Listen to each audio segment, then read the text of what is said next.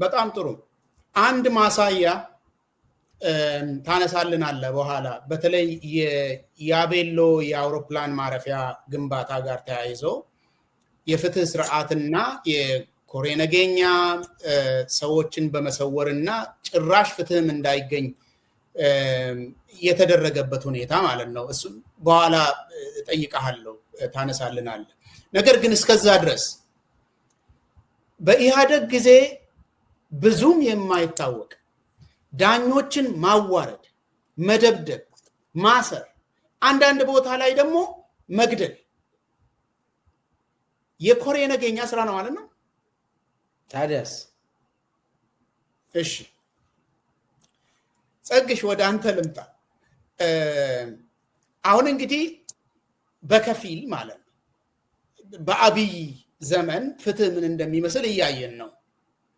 አንደኛ ግድያ፣ ጦርነት፣ ፍርድ ቤቶችን ኢንቲሚዴት ማድረግ፣ የፍትህ ስርዓቱ በአጠቃላይ ይሄ በኢህአደግ ጊዜ የነበረው የአስፈጻሚው ተቀጥላ እንዲሆን ሳይሆን በቀጥታ ፍትህ ስርዓቱን ማጥቃት የታየበት ጊዜ ነው። ሰውን ገሎ ሜዳ ላይ በጅብ ማስበላት። እናንተ ምሳሌዎቹን ቅድም አንስታችኋል። መጠየቅ የፈለግኩት ጸግሽ ያንተ ንባብ ምንድን ነው? ምን ለማግኘት ነው ይሄ ሁሉ? አሁን ምልኬሳ ምንም ተቃዋሚ ኦሮሚያ ላይ እንዳይኖር ለማድረግ ነው ብሏል። እንግዲህ ያ መንገድ ሊሆን ይችላል ወደ ሆነ ቦታ ለመድረስ ማለት ነው። ነገር ግን ኦሮሚያ ላይ እንደታየው የሚቃወሙ ኃይሎች አይደሉም በአብዛኛው እየተገደሉ ያሉት። ገበሬ፣ ነዋሪ፣ አረጋውያን፣ ሴቶች፣ ነጋዴ ነው የሚገደለው። ህዝብ ነው የሚጠቃው። ጉጂ አሁን የተነቀለው ህዝብ ነው። ሆሮ ጉድሩ ላይ ህዝብ ነው የተነቀለው። የተለያዩ ቦታዎች ላይ ሰርገኛ ላይ ቦምብ ያፈነዱና ሸኔ ነው ይላሉ። ሁሉም ቦታ ላይ ያው ስሙ ለሸኔ ነው፣ ሸኔ ተብሎ ነው የሚሰጠው፣ የኦሮሞ ነጻነት ሰራዊት ለማለት ነው። አሁን ያንተ ንባብ ምንድነው ጸግሽ? ግቡ ምንድነው? ምን ላይ ለመድረስ ነው ይሄ ሁሉ ነገር? አገሪቷ ውስጥ ምን እንደተፈጠረ አይተናል። አሁን ምን ለማግኘት ነው? ግቡ ምንድነው በአንተ ንባብ? እንግዲህ ዊልኬሳ ያላቸውን ሙሉ በሙሉ እቀበላለሁ። እንደምታውቀው በኢህአዴግ ዘመን ህገ መንግስቱ የሰጠውን በፖለቲካ ፓርቲ ማዕከላዊነት በኩል ይሰበስባሉ። በአብይ ዘመን ህገ መንግስቱም ህጉም ምንም ይበሉ ምን ፋሳዱ አለ። በኮሬ ነገኛ በኩል ሁሉንም ነገር ይቆጣጠራሉ። ስለዚህ ከስርዓቱ ጀርባ ያለው ዋና ስርዓት ኮሬ ነገኛ ነው። ኮሬ ነገኛ ፕሪዛይድ የሚያደርጋቸው ነገሮች እናንተ ዘርዝራቸዋል። የፖለቲካ ግድያዎች፣ የዘር ማጥፋት ተግባራት። ኦሮሚያን በተመለከተ ለምን ይሄንን እንደሚያደርጉ ሚልኬሳ ገልጿል። በአንድ በኩል ከኢሳያስ የተወሰደ ምክር አለ። ኢሳያስ ነው መጀመሪያ የመከራቸው።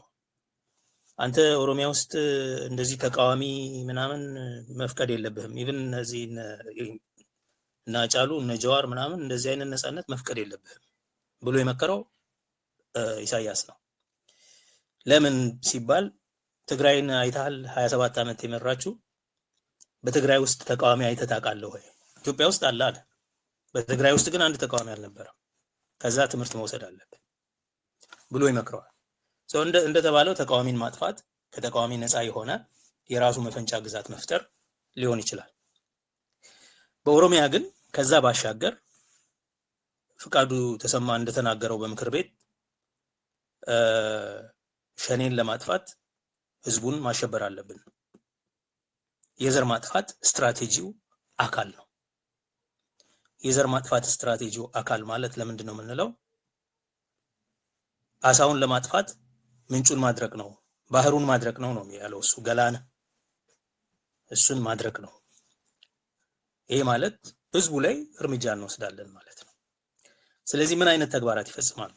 የፖለቲካ ግድያዎች አሉ፣ ሃይ ፕሮፋይል የፖለቲካ ግድያዎች፣ የዘር ማጥፋት ወንጀሎች አሉ በስፋት ኤትኒክ ክሊንዚንግ የምትለው አይነት ከአንድ አካባቢ ያለውን ህዝብ በሙሉ መበተን፣ በተለይ በምዕራብ ኦሮሚያ ላይ የተነጣጠረ የነሱ ካድሬዎች ናቸው ያስቸገሩን የሚል የተነጣጠረ ህዝብን እርስ በርስ ማፋጀት፣ በህዝብ ላይ ህዝብን ማነሳሳት፣ ኦኬ የህዝብን ስምና ክብር ማጠልሸት ጭራቅ ነው።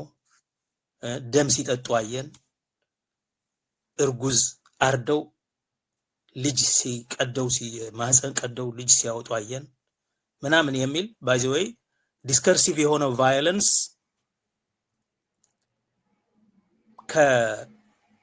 ከተጨባጩ የኃይል ተግባር የበለጠ ከባድ ዲስከርሲቭ ቫዮለንስ የተፈጸመበት ዘመን ነው ይሄ። እንደዚህ አይነት ነገር የሚዲያ ስፔክታክል ያደርጋሉ። የሚዲያ ስፔክታክል ትዕይንት ይፈጽማሉ። ስክሪፕት ያዘጋጃሉ፣ ድራማ ይሰራሉ ብቻ ሳይሆን ትዕይንቱን ደግሞ በአደባባይ እንዲታይ ያደርጋሉ። በቪዲዮ ሊክ ያደርጋሉ እየቀረጹ። ሞቼ የተነሳው ምናምን የሚባልበት ሀገር እኮ ነው። ገደለኝና ከዛ ሟቹ የሚሆነውን ነገር የሚያይበት ማለት ነው። you know it's የማክቤት ንግርት ተናጋሪዎች እንኳን እንደዚህ you know ለማንኛውም የአደባባይ ግድያዎች ለምሳሌ አማኑኤል ወንድሙ ገለው ሬሳ ሜዳ ላይ ተተው ሰው ሬሳ እንዳያነሳ የሚያደርጉት ነገር እንዲታይ የመፈለግ ስፔክታክል ኦፍ ኢንጀስቲስ የኢፍትሃዊነት ትዕይንት ኦልሞስት ኤስቴቲሳይዝ የተደረገበት ሞት። ኦኬ ይሄ አስገድዶ መድፈርን እንደ ጦር ስልት አድርጎ መሳሪያ ዌፐናይዝድ ሬፕ፣ ረሃብን እንደ ጦር መሳሪያ መጠቀም። ይሄ በትግራይ ብቻ ነው የሚወራለት ብዙ ጊዜ። በጉጂ እንደዛ ነው የተደረገው። በጉጂ ዞን፣ በቦረና ዞን፣ በአርሲ ዞን፣ በእነዚህ ዞኖች ውስጥ በታሪክ ታይቶ የማይታወቁ የረሃብ ሁኔታዎች የተፈጠሩት በተፈጥሮ ፍራጃይሊቲ በኢኮሎጂካል ፍራጂሊቲ ምክንያት አይደለም። ህዝቡን አብዛኛው ሴሚ ኖማዲክ ነው፣ አርብቶ አደር የሚበዛው አካባቢ ነው። ህዝቡ በጋ ሲመጣ ከአንድ አካባቢ ወደ ሌላ ቦታ ከብቶቹን ይዞ ይሄድና የግጦሽ መሬት ያለበት ሳር ያለበት ቦታ ይቆይና ክረምት ሲመጣና ዝናብ ሲዘንብ ደግሞ ተመልሶ ይመጣል። አብዛኛው ኢኮሎጂካሊ ፍራጃይል የሆነ አካባቢ ስለሆነ በመንቀሳቀስ ነው ማህበረሰቡ ከአካባቢ በመቀየር በመንቀሳቀስ ነው የሚተርፈው፣ ራሱን የሚያድነው፣ ከብቶቹን የሚያድነው። በጉጂ የሆነው በቦረና የሆነው ግን ኬላዎችን ዘግተው ህዝቡ እንዳይንቀሳቀስ ድንበሮችን ዘግተው ሰራዊት አስፍረው በድርቅ በመጣበት አካባቢ ሰው አይደለም ዛፍ አይደለም ከብቶች አልቀው ካርካስ በካርካስ እስኪሆን ድረስ ማለት ነው በማድረግ ህዝቡን በረሃብ የመፍጀት ተግባር ተፈጽሟል።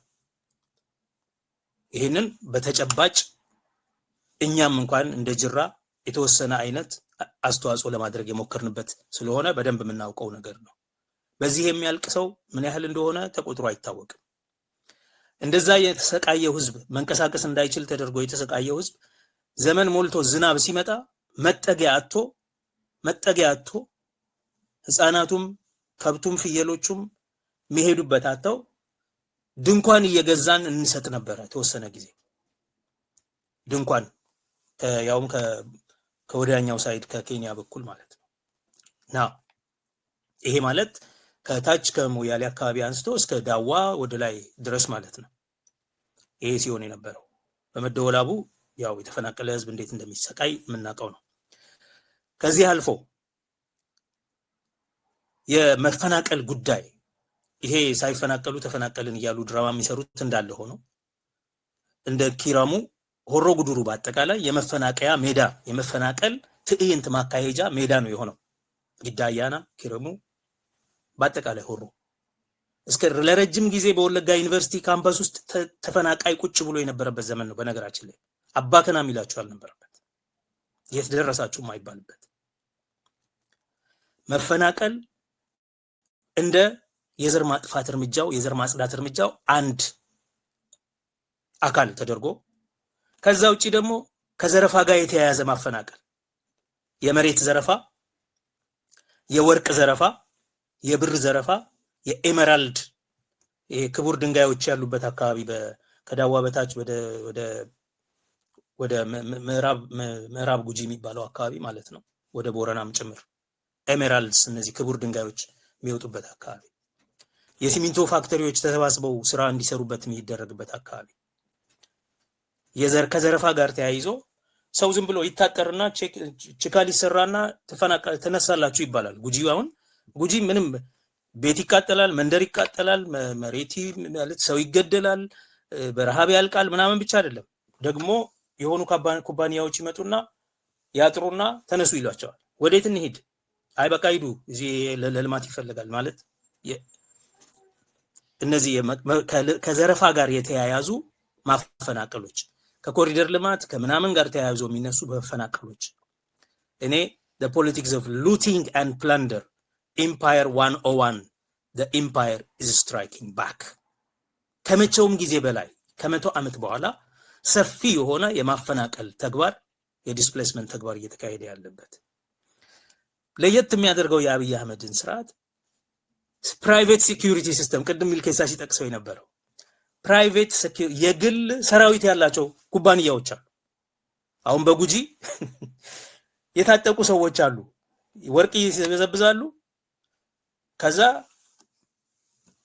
እዛ አካባቢ ልቀቅ ሲባል የማይለቅ ካለ የሚያስቸግር ካለ ግን በኃይለኛ ደረጃ የሰለጠኑ በፕራይቬት የሴኩሪቲ ኩባንያዎች ስልጠና የተሰጣቸው የቀድሞ ወታደሮች የነበሩ በኮማንዶና በከባድ መሳሪያ ዕውቀት ያላቸው ሰራዊት ያላቸው ሰዎች አሉ። እነዚህ ሰዎች ይመታሉ፣ አንዳንድ ጊዜ መከላከያንም ጭምር ይመታሉ።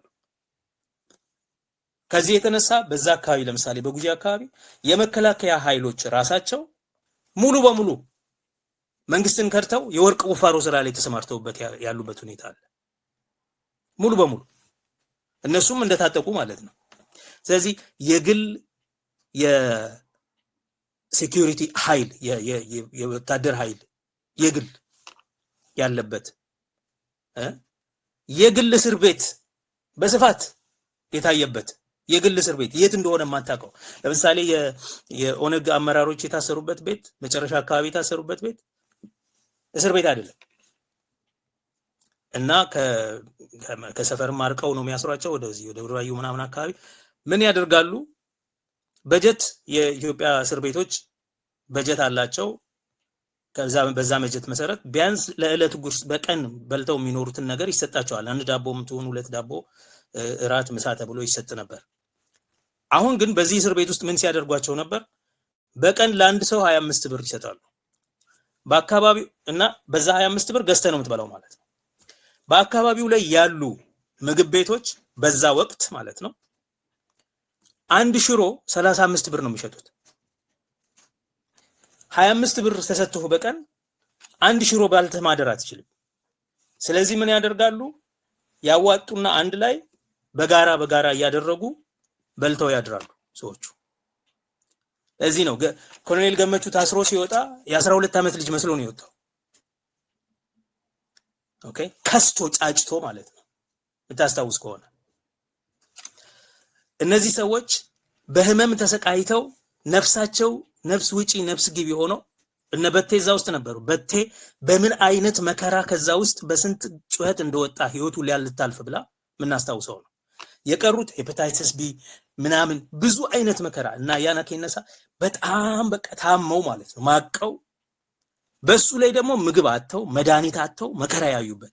ይሄ የት ነው የሚደረገው? እስር ቤት ያልሆነ እስር ቤት ውስጥ ነው። የግል ይሁን የህዝብ ማታቀው ማለት ነው። እስረኛ በገንዘቡ እንዲበላ እንኳን ሰው እንዳይደርስለት ተደርጎ የሚታሰርበት ተግባር ነው። በአጠቃላይ ይሄ ሁሉ ለምንድን ነው የሚሆነው? ያንተ ጥያቄ ለምንድን ነው ይሄ ሁሉ? ስልጣን ለማስጠበቅ ነው ኦፍ ኮርስ። ኦኬ ተቃዋሚን ለማጥፋት ነው ኦፍ ኮርስ። ግን ከተቃዋሚ ያለፈ ነው። አንተም እንዳየኸው ለምንድን ነው ምስኪን ተራ ቤተሰብን ከነቤቱ ማቃጠል፣ ፖለቲካ ወዴት እንዳለፈ የማያውቁ ሰዎች ሙሉ መንደርን ማቃጠል፣ ሰብልን ማቃጠል፣ ወጣት ልጆችን እናትና አባቱን ጠርቶ ቤተሰብ ባለበት በአደባባይ መረሸንና ከመረሸን በፊት ግን ሽጉጥ አንገቱ ላይ አስሮ ከተማ ለከተማ እያዞሩ ማሰደብ። ለምንድን ነው ይሄ የሚደረገው? ደምሽን እናጠራዋለን እያሉ በቡድን አንዲትን ሴት ተሰልፎ መድፈር። ለምንድን ነው ይሄ ተቀርጾ መለቀቅ ያስፈልገው? መደረጉ ብቻ አይደለም፣ አስተውል። ይሄ ለምንድን ነው ካልከኝ የኢፍትሃዊነት ትዕይንት መፍጠር የተደረገው ለምንድን ነው ካልከኝ መንግስታዊ ሽብር ለመፈጸም ነው። ህዝቡን ቴሮራይዝ በማድረግ ተቃዋሚን ላሁን አይደለም፣ ድርጅታዊ መዋቅሩን አይደለም፣ ህዝባዊ መሰረት በፍጹም እንዳይኖረው ለማድረግ ህዝብን ለማሸበር into submission to terrorize the people into submission ለማድረግ ተብሎ ነው። የኢፍትሃዊነት ትዕይንት የሚደረገው፣ የግድያ ትዕይንት የሚደረገው ህዝብ ቀና ብሎ እንዳያይ ጸጥ እንዲል ለማሸበር እና ለመስበር።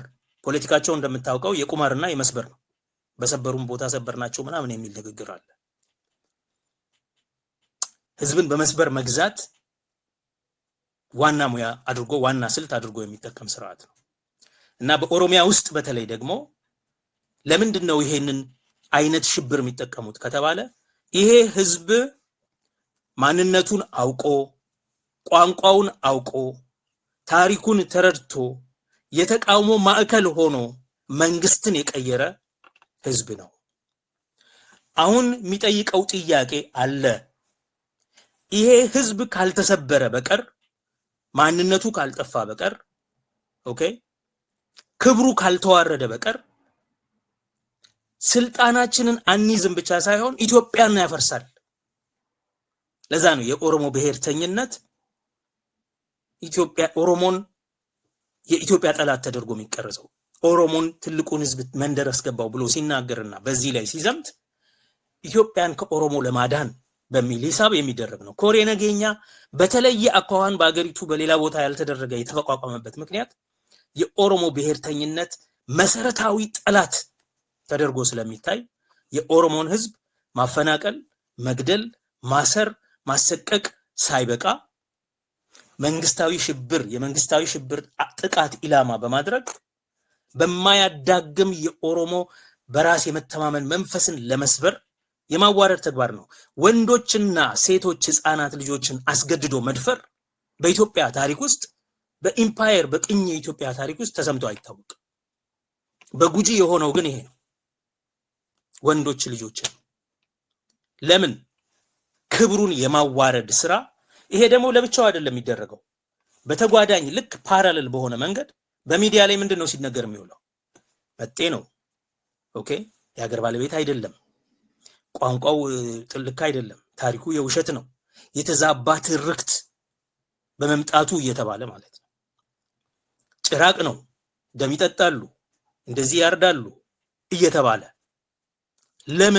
ለምንድነው በተበጣጣኝ ሁኔታ ዲስከርሲቭ የኃይል ተግባር የንግግር የኃይል ተግባር በአንድ ጎን በሚዲያ የሚዲያ ሰራዊት ተፈጥሮ ጠባቦች፣ ዘረኞች ምናምን እየተባለ ጭራቅ ተደርጎ እየተሳለ፣ በሌላ በኩል ደግሞ እንደዚህ አይነት ተግባር የሚፈጸምበት ካልክ የማዋረድ እንደ ህዝብ ህልውናውን የሚያውቅ ማንነቱን የሚያውቅ ለሉዓላዊነቱ የሚታገል ለማንነቱ የሚቆረቆር ህዝብ መኖር የለበትም።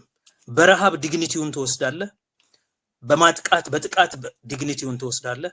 ይሄንን በማድረግ ይሄንን ህዝብ ትሰብራለህ። ይሄንን በማድረግ እሱ እንደሚለው ኢትዮጵያን ከኦሮሞ እናድናለን በሚል እሳቤ በሚል ስሌት የሚደረግ ተግባር ነው ብዬ ነው ማምነው። ይታና አመሰግናለሁ ዘገሽ። ምልኬሳን ቅድም ያልኩትን አንድ ጥያቄ ጠይቀውና ወደ መጨረሻው ክፍል እንሻገራለን በዚያው በኩል ማለት ነው። አንዱ ማሳያ ይሆናል ብዬ ያሰብኩት የያቤሎ አየር ማረፊያ ወይ ደግሞ አውሮፕላን ማረፊያ ለመስራት ህዝብ ተፈናቅሏል። በየትም መንገድ ይሁን ህዝብ እንዲነሳ ተደርጓል። አሁንም ሌላ አውሮፕላን ማረፊያ ሊሰራ እንቅስቃሴ እየተደረገ ነው። ግን እስኪ ይሄ የያቤሎ ፉል ፍሌጅድ የሆነ የራሱ የሆነ ሂደት ስላለውና ይሄ ከካሳ ጋር ተያይዞና ህዝብን የማፈናቀል የፍትህ ጉዳዮች ተያይዞ ስላሉ እሱን እንድትነግረን ብዬ ነው ምልኬሳ፣ በቅርበት የተከታተልከው ነገር ስለሆነ የፍትህ ስርዓቱ ማሳያ እንዲሆነን ማለት ምንድን ነው የተደረገው? መጀመሪያ አሁን ያቤሎ አካባቢ ኤርፖርት ይሰራል ተብሎ ምንድን ነው የተደረገው? ህዝቡ እንዴት ነው እንዲነሳ የተደረገው? የኢትዮጵያ አየር መንገድ ሚና ምንድን ነው? የአስተዳዳሪዎቹስ ይሄ በክልል አካባቢ ያሉ ክልል ካለ ማለት ነው በዞን ላይ ያሉት ምንድን ነው ያደረጉት? ከዛ የተነሱት ሰዎችስ የት ሄዱ? ምን ገጠማቸው? ያንን እስኪ ከፍትህ ስርዓቱ ጋር አያይዘ እስኪ ንገር። እሺ፣ አመሰግናለሁ። የያቤሎ ኤርፖርት አየር ማረፊያ ተብሎ 5 ዓመት በፊት ነው ሰዎቹ እንዲነሱ የተደረገው። ባንክ የ61 አባወራዎች ባንክ አካውንት ክፈቱ ተባለ። በኦሮሚያ ህብረት ስራ ባንክ አካውንት ከፈቱ። ከዛ ተፈናቀሉ። ከተፈናቀሉ በኋላ የኢትዮጵያ አየር መንገድ 900 ሚሊዮን ብር ከፍያለሁ አለ። 900 ሚሊዮን ብር ከፍያለሁ አለ። ቦረና እዛ ያቤሎ ተፈናቃዮች ግን ምንም አላገኘንም አሉ። ከዛ ፍርድ ቤት ሄዱ። ፍርድ ቤት ሄደው ከ61 አባወራዎች 5ቱ ናቸው ፍርድ ቤት ሄዱት። 5ቱ እንግዲህ ፍርድ ቤት ሄደው አይ ካሳ አልተቀበልንም አልደረሰንም ብለው አቤቱታ አቀረቡ። ከዛ የዞኑ አስተዳዳሪ ነው የሆነው አብዱሰላም የሚባል ከሽመልስ ጋር ተነጋግሮ 5ቱን ሰዎች አሰራቸው። ለምንድን ነው ፍርድ ቤት የምትሄዱት? አፋችሁን ዘግታችሁ አትቀመጡም ወይ ብለው የዞኑ አስተዳዳሪ የሆነው ሰውዬ አሰራቸው 5ቱን ሰዎች። እና ካሰረ በኋላ ትንሽ ቆይቶ ፍርድ ቤት አለ እንግዲህ ምንድን ነው የሚሰሩልን? ይሄ እነኚህ ሰዎች ይለቀቁ ተባለ። ተለቀቁ። ከተለቀቁ በኋላ አሁንም እንግዲህ ፍርድ ቤት አለ ተብሎ ስለሚያምኑ ቦረናዎች በህግ ያምናሉ እና ጠበቃዎችን ገዝቶ እንደገና 24 የሚሆኑ ሰዎች የኦሮሚያ ጠቅላይ ፍርድ ቤት የሻሸመኔ ቅርንጫፍ እዛ ላይ አቤቱታ አቀረቡ። ከዛ 24ቱንም ሰዎች አሰራቸው የዞኑ አስተዳዳሪ ከሽመልስ ጋር ሆኖ። ገንዘቡ ኦልሬዲ ተበልቷል። 900 ሚሊዮን ብር ተበልቷል። ወደ 1 ቢሊዮን የሚጠጋ ብር ማለት ነው እንግዲህ። እና ገንዘቡ ተበላ። ኦሮሚያ ጠቅላይ ፍርድ ቤት የሻሸመኔ ቤንች ችሎት እዛ ቀርቦ እንግዲህ አቤቱታቸውን አቤት ለማለት ነው። ግን ያንን አስቀድመው ጠበቆችን አሰረ። የዞኑ አስተዳዳሪና ሽመልስ አብዲሳ የክልሉ ፕሬዝዳንት ተባብሮ አንድ ላይ ሆነው ጠበቆቹንም አሰሩ። 24ቱንም ሰዎች አሰሯቸው። ከዛ ችሎቱ ያለ ከሳሽ ያለ ጠበቃ አይቶ ነገሩን አይቶ ፋይሉን ዘጋ። ከዛ እንግዲህ አንተ ከሳሽ ሆነ ወይ ጠበቃ ከሌለ ወይ ከሳሽ ከሌለ ማንም ሰው አልቀረበም። ከዛ ሻሸመኔ ቤንች የኦሮሚያ ጠቅላይ ፍርድ ቤት ሻሸመኔ ላይ ያለው ኬዛቸውን ዘጋ። ከዛ በኋላ ከተዘጋ በኋላ እነኚህ 24ቱ ሰዎች ሂዱ ወደ ቤታችሁ ግቡና ሁለተኛ ፍርድ ቤት እንዳትሄዱ ተባሉ። በዚሁ ተጠናቀቀ። ሰዎቹ እንደው ፍርድ ቤት እንኳን ከሄዱ ጠበቃቸውና እነሱም ታስሮ ፋይላቸው እንዲዘጋ ይደረጋል በሽመልስ አብዲሳና በዞኑ አስተዳዳሪዎች። ምን ለማለት ነው? ከዚህ ጋር ተያይዞ ማንም ሰው ለምሳሌ ለኮሪደር ልማት ኦሮሚያ ውስጥ ማንም ሰው ፍርድ ቤት መሄድ አይችልም። ባዘው መምሪያ ወጥቶ ማንኛውም ፍርድ ቤት በኮሪደር ልማት የተፈናቀሉትን ሰዎች አቤቱታ እንዳይቀበሉ ተደርጓል በመምሪያ። አሁን ኦሮሚያ ውስጥ ለኮሪደር ልማት አብይ መንገድ ለመንገድ እንደ ዱርዬ የዞረ ማንም ካሳ አልጠየቀም የሚለው ጉዳይ ፍርድ ቤት መሄድ አይቻልም ማለት ነው። በዛ ጉዳይ አይቻልም። በመምሪያ ነው ይሄ ትዕዛዝ ከላይ በፍርድ ቤት። አሁን እነ ገዛሊ የሚመሩት የኦሮሚያ ጠቅላይ ፍርድ ቤት ወደ ታች መምሪያ አስተላልፎ ማንም ሰው ድሃ እናቶች እያለቀሱ ፍርድ ቤት ሄዶ አንቀበልም ተባሉ። ለምን? ትዕዛዝ ነው ከላይ ነው፣ ኬዛችሁን አናይም፣ መንግስት አቅጣጫ ነው ተባለ። እንደው ኦሮሚያ ውስጥ ድሃ ራሱ ላይ ቤት ፈርሰው እንደወጣ ነው የተደረገው። አንተ ካላፈረስከው አፍራሹ ይመጣና ቤትን ያፈርስና ትከፍላለህ የአፍራሾቹ። ኦሮሚያ ላይ እኮ የኮሪደር ልማት ምክንያት ራሱ ሰው ራሱ ላይ አፍርሶ ነው መሄድ አለበት በህጉ እነሱ ያወጡት መምሪያ መሰረት።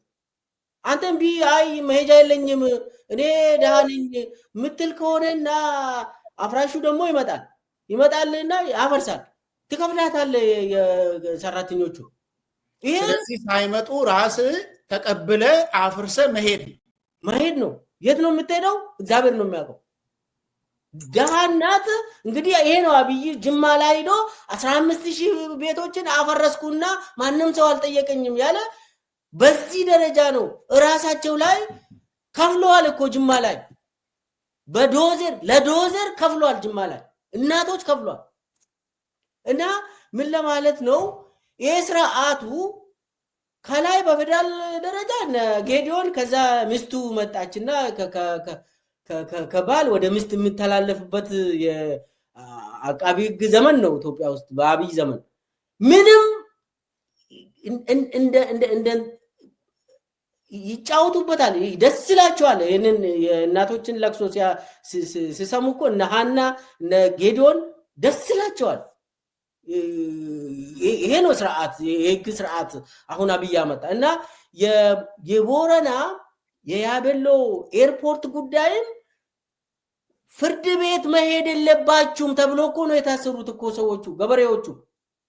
ፍርድ ቤት ለምንድን ነው የምትሄዱት ተብሎ ፍርድ ቤት እንግዲህ የስርዓቱ መሳሪያ ነው ብለን ካረፍን በኋላ እንደው ወደዛ ከስርዓቱ መሳሪያ እንኳን መቅረብ የለባችሁም እናንተ እሰየው። ባይዘው በያቤሎ ኤርፖርት ምክንያት የተፈናቀሉ ሰዎች የሞቱ ሰዎች አሉ፣ ከሀገር የጠፉ ሰዎች አሉ፣ እዚህ ብዙ የጠፉ ሰዎች አሉ፣ የት እንዳሉ የማይታወቁ አባወራዎች አሉ፣ የት እንደተገደሉ አይታወቅም። እና ስርዓቱ ይሄ የካሳ ክፍያ ምናምን የሚባለው በያግዲግ እኔ አሁን የመሬት አስተዳዳሪ ሆኜ ለተወሰነ ጊዜ ሰርቻለሁ። ካሳ ክፍያ እንዴት እንደሚከፈል አውቃለሁ። ኢፍትሃዊ ነው፣ ያ ራሱ የያዲግ ራሱ ኢፍትሃዊ ነው ብለን ነው ቄሮ የታገለው እኮ ለዛ ነው። ይሄኛው ደግሞ ፍርድ ቤት ድርሽ እንዳትል ያቺን በሳንቲም እንኳን የምትከፈል አሁን 1 ቢሊዮን ማን ነው የወሰደው? እነ ሽመልስ ናቸው የወሰዱት። የያቤሎ ኤርፖርት ግንባታ ተብሎ ካሳ ተከፍሏል የተባለው 900 ሚሊዮን ኢትዮጵያ ብር ወደ ኦልሞስት 1 ቢሊዮን የወሰዱት እነ ሽመልስና የዞን አመራሮች በዛ ማፊያዎች ተደራጅተው ሲፈልጉ ለነገሩ አውቶቡስ አቁመው ሲፈልጉ ሙሉ አውቶቡስ አግተው ገንዘብ ይጠይቁ አይደል እንደ ኢትዮጵያ ውስጥ በባንክ አስገቡ ተብሎ የአብይ ወታደሮች አግቷቸው አንደ ፊቼ ላይ ከዛ ሌላ ቦታ ከአማራ የሚመጣው ከኦሮሚያ የሚመጣውን ባሶችን አቁመው አግቶ እዚህ ባንክ አካውንት ላይ አስገቡ ነው የሚባሉት እኮ። ይሄ እኮ ነው የስርዓቱ መገለጫ እና የአበሎም የአጠቃላይ የኢትዮጵያ የፍትህ ስርዓት መገለጫ ነው ለማለት ነው። ይታነ አመሰግናለሁ መልኬሳ። እንግዲህ የኢትዮጵያ አየር መንገድ ሰዎች የሚሰሙ ይመስለኛል። ይሄንን ጉዳይ አያቁም ብለን አንልም። ነገር ግን እነሱ የሚመሩት ተቋም 900 ሚሊዮን ካሳ ለተነሱት ለተፈናቀሉት ገበሬዎች ያቤሎ አካባቢ ላሉ ገበሬዎች ከፍለናል የሚል ፎርማሊ እሳቤ ስላላቸው ገንዘቡንም ደግሞ ከፍለዋል ስለሚባል ገንዘቡ የሰው እጅ አልደረሰም። አለመድረሱ ብቻ አይደለም፣ አልደረሰንም ብለው ስለጠየቁ ታስረዋል። መታሰር ብቻ አይደለም፣ ያ ነገር ፍርድ ቤት እንዳይቀርብ ፍርድ ቤት ነውና ክሰሱ ሲባል ሻሸመኔ ላይ የሚከስሰው ጠፍቶ፣ ምክንያቱም ሁሉም ሰው እስር ቤት ስለተጋዘ ያ ጉዳይ ፍርድ ቤት ዘግቶታል እስከ ወዲያኛው ድረስ። ይሄንን እንግዲህ ያልሰሙ ሰዎች ካሉ እንዲሰሙ ነው። የአቤሎ አካባቢ በጣም የሚታወቅ ኬዝ ነው። ኢትዮጵያ አየር መንገድ የሚያውቀው ነገር ነው። ለነሺ መልስ ያው 900 ሚሊዮን ያገኙበት ገንዘብ ስለሆነ ባለቤቶቹ ባለጉዳዮቹ እነሱ ናቸው። ለማሳያ ብለን ነው ያነሳ ነው እንጂ ብቸኛ ጉዳይ አይደለም። አሁን አቡሴራ አየር መንገድ ጉዳይም አለ፣ አውሮፕላን ማረፊያ ጉዳይም አለ። እሱ አሁን አናነሳ። አሁን እንግዲህ በወፍ በረር የነ አብይ አህመድ የፍትህ ስርዓት ምን ይመስላል የሚለውን ስላነሳን ይሄ የፍትህ እጦት ምን አመጣ አገሪቷ ላይ የሚለውን ነገር ጠይቀን አንዳንድ መልሶችን መስጠት እንሞክራለን ከመሸጋገሪያ ሙዚቃ በኋላ።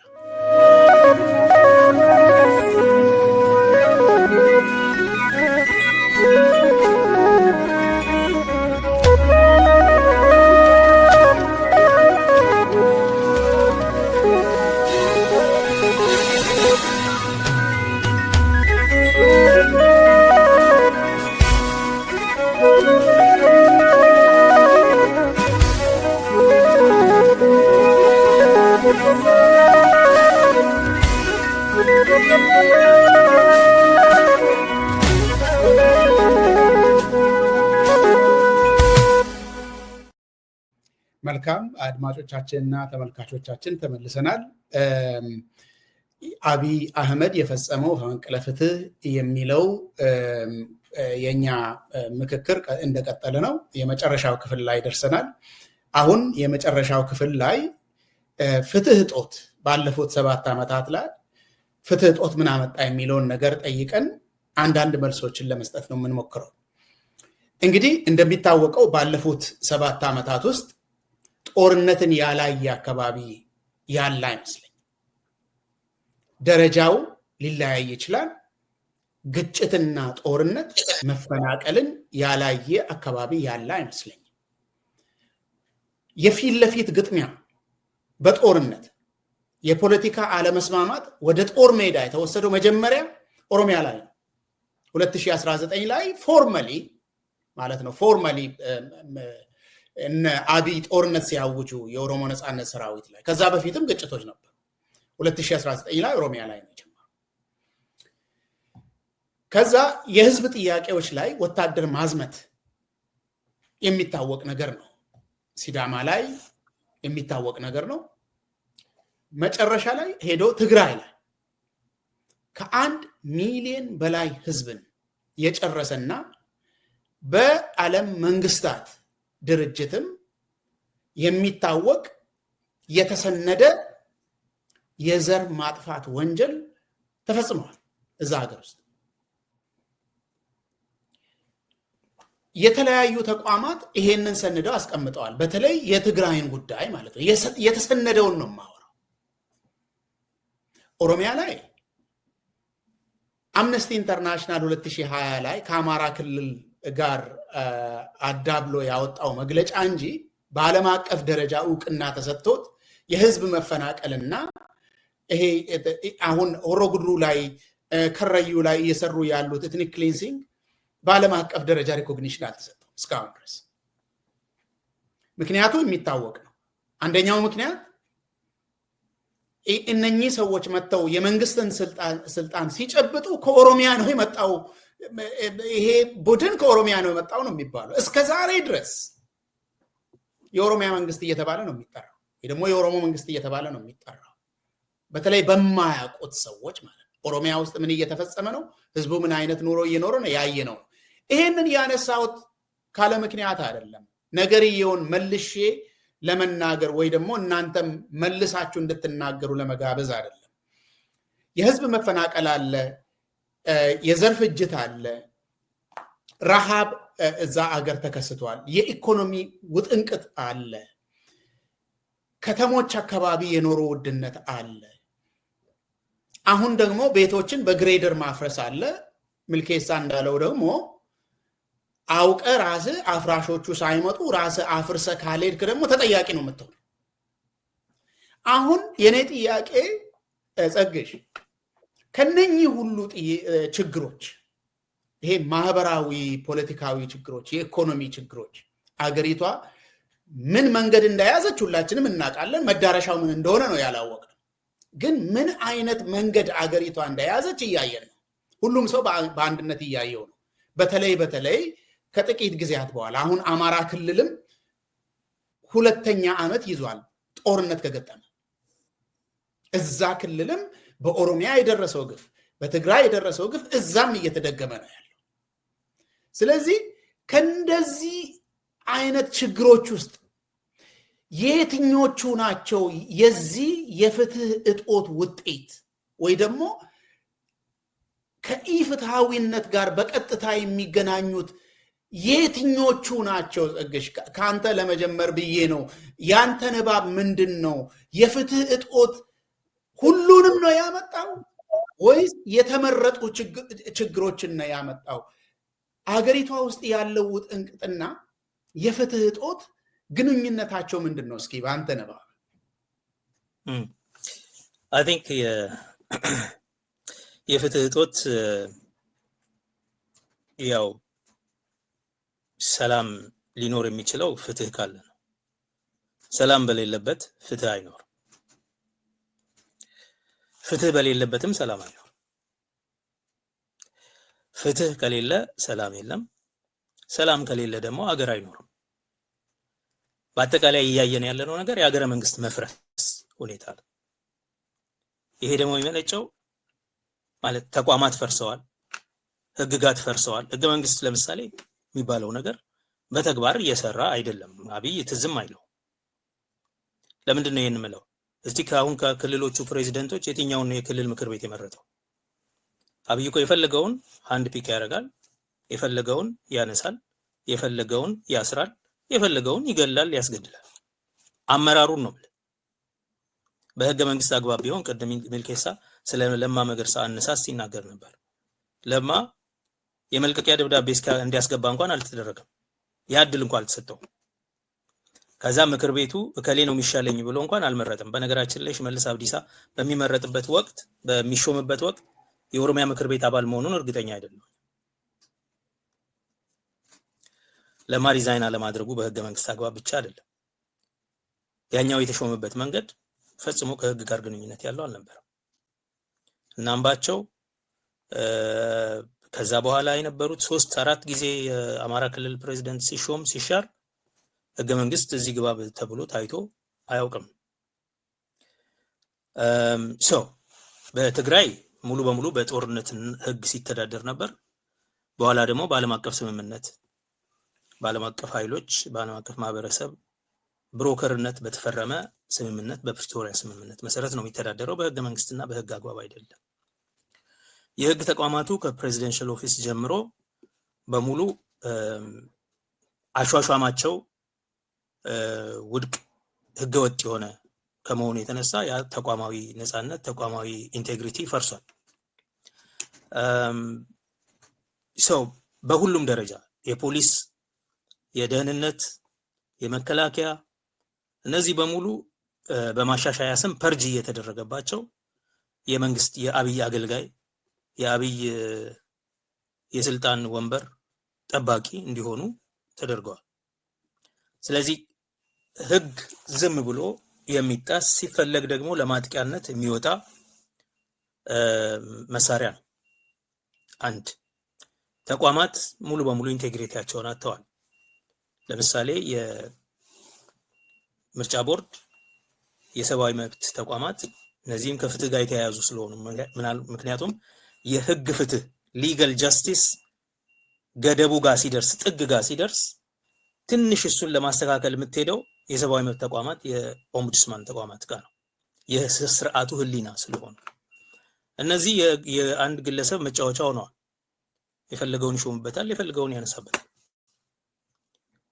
ስለዚህ እነዚህ እንዲያውም ብዙ ጊዜ የፍትህ ተቋም ሳይሆን የመብት መጣስ ትክክል ነው ለማለት ወይም ለመሸፈን የሰብአዊ መብት ተቋሙ አንደኛ ለዓለም አቀፍ ማህበረሰብ የአብይ ኢንተርሎኪተር እንዲሆን የአብይን ጦርነት ጀስቲፋይ ለማድረግ ነበር የዳንኤል ሰብአዊ መብት ተቋም የሚያወራው። የአብይን የዘር ማጥፋት እርምጃ በማይካድራ የተፈጸመውን እንደ ትክክለኛ ነገር ነበር ሲያወራ የነበረው። በአክሱም የተፈጸመውን ተጋኗል ብሎ ጀስቲፋይ ሲያደርግ ነበር። በዩኤን በተባበሩ መንግስታት ድርጅት የተመደበውን ኮሚሽን አብረህ ስራ ሲባል አብረው ሰርቶ ምንድነው የሚያደርገው? ጀስቲፋይ በማድረግ አንዳንዱን ነገር ፍትህን ለማጣራት ሳይሆን ፍትህን ለመሸፈን እውነትን ለመሸፈን ነበር የሚሳተፈው። ሙሉ በሙሉ የስርዓቱ ህሊና ሊሆኑ የሚገባቸው ተቋማት የወንጀል ተባባሪ ተቋማት ሆነዋል። ሙሉ በሙሉ ምን ማለት ነው? ፍትህ ስለሌለ ተቋማት ፈርሰዋል። ተቋማት በሰራዊት ስር ወይም በአንድ ግለሰብ እጅ ገብተዋል ማለት ፈርሰዋል። የዘረፋ ተቋማት ናቸው። ሚልጌሳ ቅድም ያነሳው መከላከያ ሰራዊቱን ዩኒፎርም የለበሱ ሰዎች ሙሉ አውቶቡስ አግተው ደግሞ ለማስለቀቅ ገንዘብ በንግድ ባንክ አስገቡ ነው የሚሉት። በንግድ ባንክ አፋኝ ናቸው፣ አጋች ናቸው። የሚያስገቡት ግን በመንግስት ባንክ አካውንት ነው። እና እነዚህ ተቋማት አሉ ወይ ነው የምትለው? ምንድናቸው እነዚህ? የወርቅ ዘረፋው በግለሰብ ይደረጋል፣ በመንግስት ጀነራሎች ይደረጋል፣ በመንግስት ባለስልጣናት ይደረጋል። መንግስት ፍቃድ በሰጣቸው ተቋማት ይቦጠቦጣል። አንዱም ወደ ብሔራዊ ባንክ ገብቶ ወደ ናሽናል ትሬጀሪ ገብቶ በዛ መንገድ አይደለም የሚሄደው። አሁን በታወቀ ጥናት 60% የኢትዮጵያ ወርቅ የሚመጣው ከትግራይ ነው። ማለት ለብሔራዊ ባንክ የሚሰጠው ወርቅ ከትግራይ የሚመጣው ነው። የኦሮሚያው የዘረፋ መንደር ስለሆነ እሱ ሌላ ቦታ ነው ሄደው። እሱም እንኳን ከብሔራዊ ባንክ ደግሞ ይወጣና ወደ አቡዳቢ የአብይ የግል ሀብት ተደርጎ ይሸጋገራል። ገንዘብ የሚቀመጠው እዛ ነው፣ ወርቅ የሚቀመጠው እዛ ነው። ይሄ የሚያሳይህ የአገር መፍረስ ነው። ፍትህ ከሌለ ሰላም የለም፣ ሰላም ከሌለ አገር አይኖርም። የአማራ ክልል በጣም የፍትህ እጦት ስለበዛ ዛሬ የታጠቁ ኃይሎች የሚያወሩት ነገር ስለ ኢትዮጵያ ሳይሆን ስለ አማራ ህልውና ሆኗል። the heartland of Ethiopian nationalism ማለት ነው። በትግራይ ክልል ግፍ ጽዋው ሞልቶ ሲፈስ የኢትዮጵያ ማንነት ኢትዮጵያዊነት መፍለቂያ the cradle of civilization the ግዕዝ civilization የሚባለው ትግራይ ሀገረ ትግራይን መስረታ የሚናፍቅ ትውልድ ፈጥሯል። ፓርቲ አቋቁሟል። ውድብ ናጽነት ትግራይ ሌሎችም አሉ ለትግራይ ነፃነት የሚታገል ትውልድ ፈጥሯል። የፍትህ እጦት በኦሮሚያ ውስጥ የትውልድ መጨንገፍ የትውልድ ተስፋ መጨንገፍን ስላስከተለ ይሄ የቄሮ ትውልድ የመቤዠት ትውልድ ነበር። በኦሮሚያ ውስጥ ያለ ትውልድ በኢትዮጵያ የህግና የህገ መንግስታዊ ስርዓት ትንሽ እምነት አሳድሮ ህገ መንግስቱ ይከበር፣ ቋንቋችን የፌደራል ቋንቋ ይሁን፣ የመሬታችን አይነጠቅ፣ የሀብት ክፍፍል እኩል ተጠቃሚ እንሁን፣ ክልላችን ላይ ሌላ ካቦ አይሹምብን፣ ክልላችንን በልጆቻችን በራሳችን እናስተዳድር ያሉ አብዛኞቹ የኦህዴድ አባላት የሆኑ ቄሮ ናቸው። በነገራችን ላይ 2.5 ሚሊዮን አባል አድርጌያለሁ ሲል ኦህዴድ ከ2008 አንስቶ ትውልዱ በሙሉ እስቲ ቆይ ሌትስ ጊቭ ኢት አ ቻንስ ያለበት ይሄ በጣም ሲሪየስ ነገር ነው። የኦሮሞ ወጣት በቄሮ እንቅስቃሴ ወቅት ያደርግ የነበረው ኢትዮጵያን ከራሷ የመቤዠት የመጨረሻውን እርምጃ ለመውሰድ ጥረት እያደረገ ነው። ኢትስ ኖ አክሲደንት። የዚህ ትውልድ የትግሉ ሳውንድ ትራክ አመንጭ የነበረው ሃጫሉ ሁንዴሳ የሞተው ኦሮሞን ብዬ ጃረመሌ ኦሮሞን ብዬ ዲጋሬ ኦሮሞ አገር ይገነባል እንጂ ኦሮሞ አገር ያፈርሳል ወይ የሚል ዘፈን እያቀነቀነ ነው የተደፋው። ትውልዱ ተስፋ ያደረገ የመቤዠት ትውልድ ነው የሚለው። በነገራችን ላይ ኢትስ ኖ አክሲደንት በዛ ዘመን ነበር the hope of redemption ኢትዮጵያን ከራሷ ለመቤዠት የኦሮሞ ወጣት ኃላፊነቱን ወስዶ ለኢትዮጵያ መቤዠት ምክንያት የሚሆን ተስፋን ይዞ ወደ አዲስ አበባ የተመመበት የነበረው ያን ተስፋ ያ የትውልድ ተስፋ እንዲጨነግፍ የተደረገው በዚህ ፍትህ ማጣት ነው። ዛሬስ ያ ወጣት እንዴት ነው ያለው?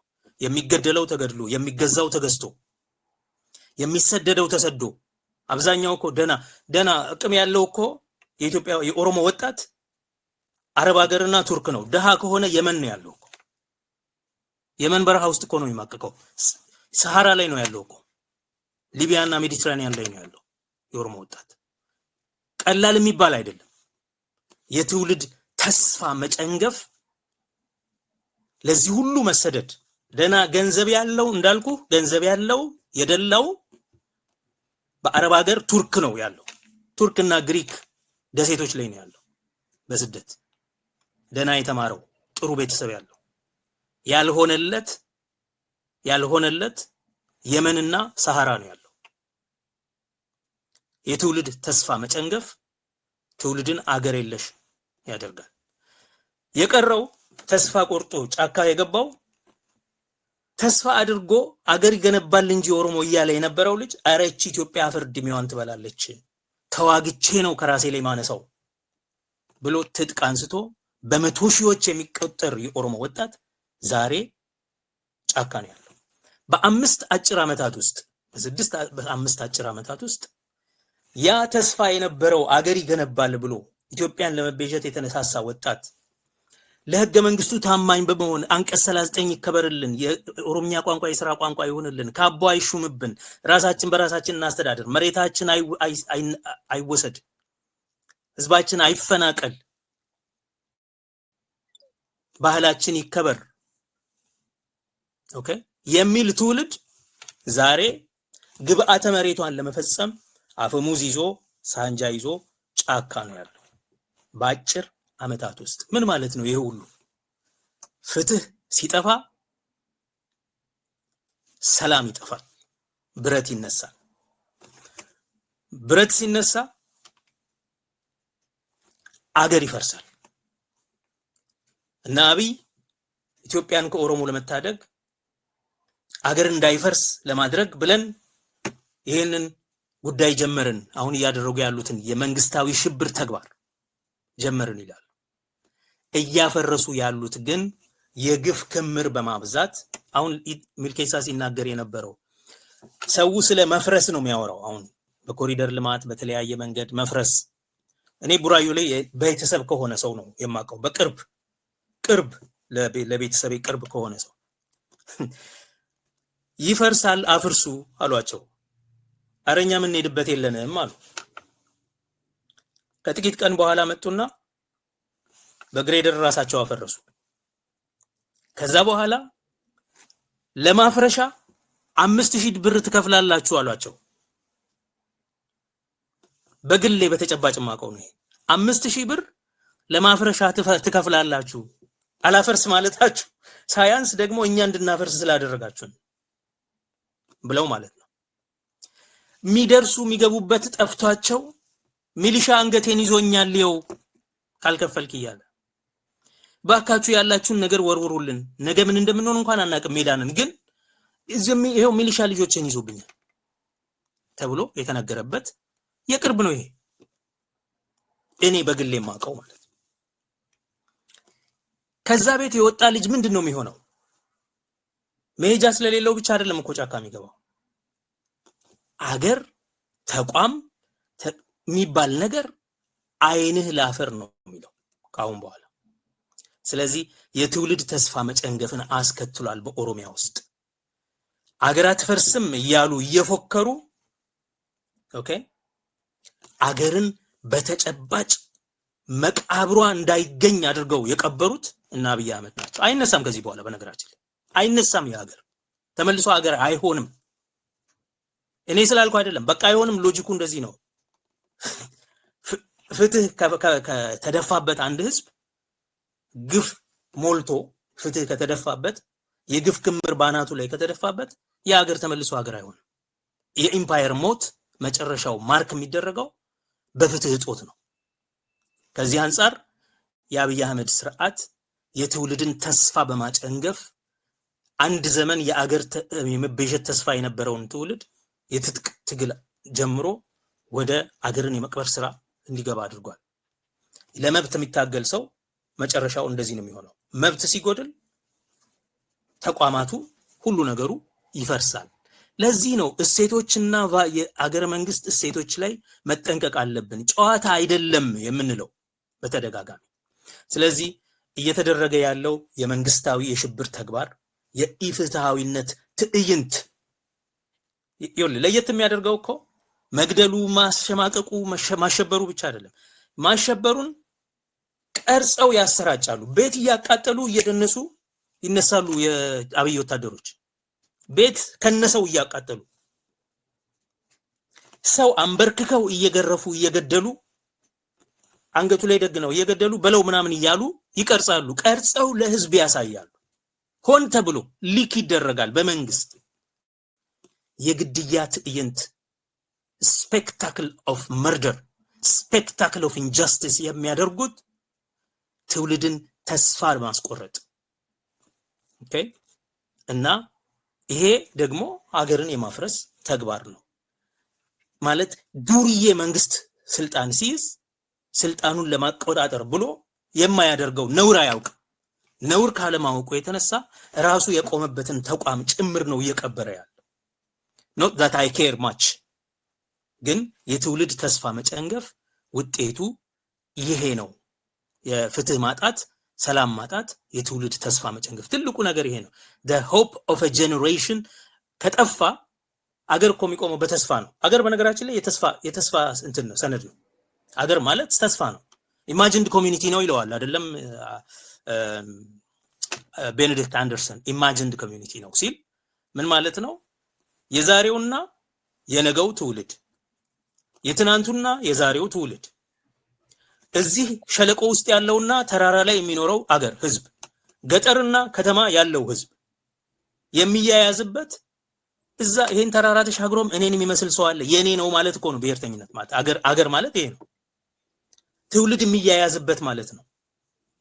የትውልድ ተስፋ ከጨለመ አበቃ ማለት ነው። የዛ ሀገር አበቃ እና አገርን ሙልጭ አድርገው የቀበሩት የነ አብይ አህመድ ትውልድ ነው። ናው ምን ይደረግ ወደሚቀጥለው ውይይት የሚጋብዘን ስለሆነ እዚሁ ጋር ላብቃ። ይታና አመሰግናለሁ ጸግሽ። ምልከይሳ ለአንተ እድል ልስጥህና አሁን ሀገሪቷ ውስጥ እየታዩ ካሉ ችግሮች መካከል የፍትህ መጓደል፣ አሁን ስለ ፍትህ ስናወራ ስለከረምን ማለት ነው እዚህ ፕሮግራም ላይ የፍትህ መጓደል ውጤቶች ናቸው የምትላቸው የትኞቹ ናቸው?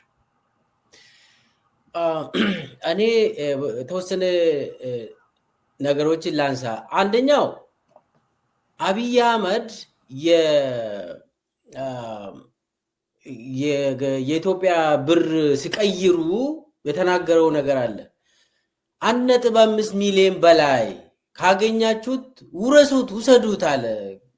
ለመከላከያና ለፌደራል ፖሊስ ትዕዛዝ ሲሰጥ ውሰዱት እና ለግላችሁ እንትን አድርጉ አለ። እንግዲህ ራሱ ደግሞ የኔ ቃል ህግ ነው ብሎ ደግሞ ሌላ ጊዜም አውርቷል። ፓርላማ ላይም ቀርቦ እንዴት አባህ ነው የምጠይቀኝ? እኔ ለምኜ ያመጣሁትን ገንዘብ ቤተመንግስት እንደፈለግኩ ላድርግ? ምንድን ነህ አንተ? ፓርላማ አባልን እኮ ነው። ምንድን ነህ? የምን ቤት ነህ አንተ? እንዳጠይቀኝ ብሎ ይሄ ነው እንግዲህ የአብይ አንደኛ ህገወጥነትን በራሱ ሰውየው የህገወጥነት ምልክት ነው ሲጀመር። ለምን በዛ ደረጃ ነው የራሱን ስልጣን እስካሁን አብይ ስልጣን አልያዘም። በእኔ አመለካከት ጠቅላይ ሚኒስቴር አልሆነም አብይ። ለመሆን ነው ጦርነቶችን ኦሮሚያ ላይ ያወጀው፣ ከዛ ትግራይ፣ ከዛ አማራ ላይ አማራን እየጨፈጨፈ ነው ያለ። ሁሉም ቦታ ጦርነቶችን የሚያካሄድ አብይ ገና ስልጣን አልያዘም። ገና ደግሞ ስልጣን ሳይዝ ነው የሚሄደው እና ሰውየው አሁን ሰውን አግተው ገንዘብ የሚጠይቁት አሁን ሰሞኑን በግድ ወደ መከላከያ አባልነት ኦሮሚያ ላይ የግዳጅ ጦርነት ሁሉም ሰው ወደ ጦርነት የሚባል የክተት ነገር አለ። የግዳጅ ጦርነት ሲያውጁ ምንድነው መከላከያና ፖሊስ ሁሉም ሰውን ይይዛሉ። ወጣቱን ከትምህርት ቤት፣ ከገበያ፣ ከመንገድ ላይ ያግቱና ቤተሰቦቹ ገንዘብ ካለ ገንዘብ ክፈልና 200,000 ብር ክፈልና ውጣት ይባላል። ንግድ ነው የሆነው። አብይ ራሱ የፈጠረው የንግድ ስርዓት ነው ያደረገው። አሁን ትያዛለህ አንተ ወጣት ከሆንክ ትያዝና ወደ መከላከያ ትሄዳለህ ወይስ ትከፍላለህ? ቤተሰቡን ይጠይቃሉ። ያላቸው ሰዎች ይከፍላሉ፣ የሌላቸው ሰዎች ያጣሉ። ልጆቻቸው ወደ ጦርነት ወደ ሁርሶ ወይ ሌላ ጦር ላይ ገብቶ ስልጠና ይወስዳሉ። ከዛ 3 ወር ለብለብ ወስደው ወይ ኦሮሚያ ላይ ይሞታሉ፣ ይማረካሉ፣ ወይ አማራ ክልል ተወስደው እዛ ይማረካሉ፣ ይሞታሉ። እንግዲህ ኦሮሚያ ላይ እንዲህ አይነት ስርዓትን ገንብቶ አብይ አንደኛ በግድ ወደ ጦር መውሰድ ብቻ ሳይሆን ንግድ ነው የሆነው። አብይ የፈጠረው የንግድ ስርዓት ነው የሆነው። ያግታሉ፣ ማንም ሰው ይታገታል። ኦሮሚያ ላይ ይታገትና ካገቱ በኋላ በገንዘብ ነው የምትደራደረው እና የዝርፊያ ስርዓት ከሴኪዩሪቲ ጋር ሴኪዩሪቲው ራሱ አሁን አንተ ኢትዮጵያ ውስጥ ባንክ ላይ ገንዘብ ካለ ያንን ፖሊስ ፌደራል ፖሊስ ይከታተልና ማን ነው ገንዘብ ባንክ አካውንቱን ያንተን ባንክ አካውንት ያያሉ። ከዛ ከፖሊስ ጋር ከካድሬዎች ጋር ይመካከሩና አንተን ይይዛሉ። ክፈልና ውጣ፣ አንተ ገንዘብ እኮ አለ ባንክ አካውንትን አይተናል፣ 3 ሚሊዮን አለ፣ 1 ሚሊዮን ስጠንና ውጣ ትባላል። እና አብይ የፈጠረው አንደኛ ህገወጥነትን የሱ ስልጣን የለውም ለነገሩ ምሰሶው ነው። ግን ደግሞ የህገወጥነትን የራሱን አሰራር አድርጎታል። ሌላው ቅድም ጸጋዬ ያነሳው ሰውን ገሎ በአደባባይ ገሎ ፊልም ቀድቶ ያንን ማሳየት። አሁን ምዕራብ ወለጋ ቦጂ ብርመጂ ላይ 7 ወጣቶችን ከያዙ በኋላ መቃብራቸውን ቆፍሩ ተባሉ።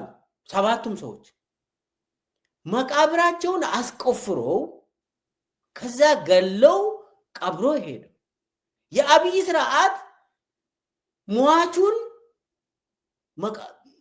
ራሱ መቃብሩን ቆፍሮ ጨርሶ ነው የሚገደለው በአብይ ዘመን። እና በአብዛኛው የቄሮ አባላት ሆኖ በ2014 15 16 17 እንቅስቃሴ ሲያደርጉ የነበሩት በኦሮሚያ ከተሞች አካባቢ የቄሮ ኃላፊዎች ቲም ሆኖ ሲያገለግሉ የነበሩ ሙሉ በሙሉ ታስሮ ከእስር ቤት ወስደው ረሸኗቸው፣ ጨረሱ። የቀሩት ናቸው ቅድም ጸጋዬ ያለው ወደ ጫካ የገቡት። ምንን ነው የሚጠብቁት? ከዛ ይያዛሉ፣ ይረሸናሉ።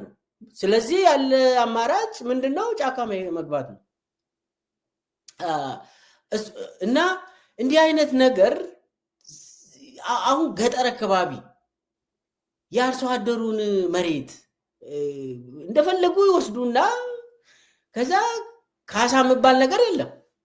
አሁን ይሄ ሸገር የሚባል ከተማ ሲመሰርቱት ለግል የአብይ ደጋፊዎች ከተማ ነው። ሸገር የሚባለው ከተማ ለደጋፊዎቹ የመሰረቱት ከተማ ነው።